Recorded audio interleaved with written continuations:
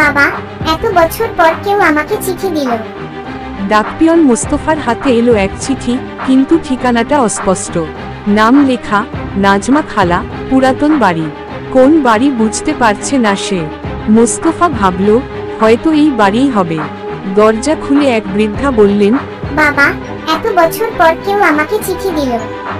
চিঠিটা ছিল তার ছেলের লেখা, যাকে সে ভেবেছিল বহু আগেই মারা গেছে। চিঠিতে লেখা ছিল, মা, আমি ফিরে আসছি, তোমার হাতের ভাত খেতে মন চায়। বৃদ্ধা জানালার পাশে বসে দরজার দিকে তাকিয়ে আছেন। বৃদ্ধা সারারাত দরজা খোলা রাখলেন। চোখে ঘুম নেই, শুধু আশার আলো। মোস্তফা আবার আসে, দেখে দরজার পাশে বৃদ্ধা নিঃশব্দে ঘুমিয়ে আছেন, চিরদিনের মতো।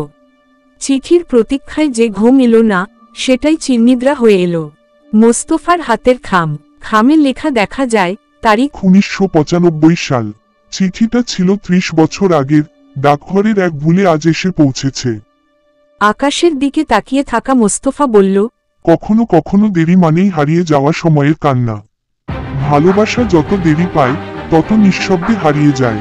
গল্পটা যদি ভালো লাগে তাহলে অবশ্যই চ্যানেলটা সাবস্ক্রাইব করবে, লাইক, কমেন্ট এবং শেয়ার করতে ভুলবেন না প্লিজ।